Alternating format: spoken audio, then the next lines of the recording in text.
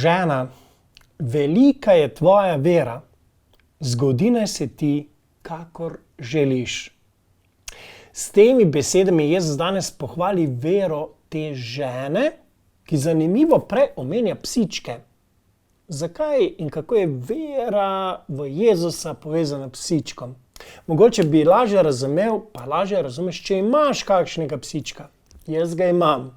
Imam psičko Karo in moja psička Kara me spremlja vsepovsod.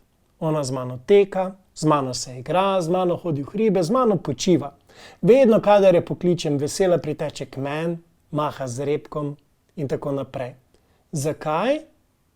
Zato, ker dobro ve, da se trudim biti dober gospodar, da se trudim za njo poskrbeti, da ji dajem hrano, vodo, da jo pobožam, da jo razvajam.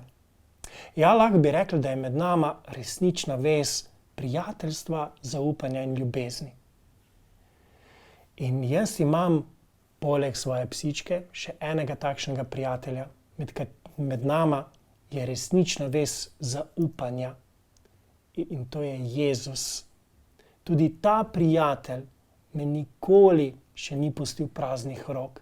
Kadarkoli sem prišel k njemu in sem ga res za kaj prosil, sem mu res izročil, takrat je vedno za mene poskrbel. Se je vedno zgodilo to, kar sem si jaz želel? Ne. Vem pa in prepričan sem, da se je vedno zgodila njegova volja v mojem življenju, če sem res prosil za to. In da se je zgodilo v mojem življenju to, kar je najbolj prav. Bi tudi ti rad imel torej prijatelja, ki bo za tebe vedno poskrbel, ki ti bo do konca zvest, ki te nikoli ne bo zapustil. Potem je Jezus za tebe pravi naslov. V njem si lahko pridobiš točno takšnega prijatelja.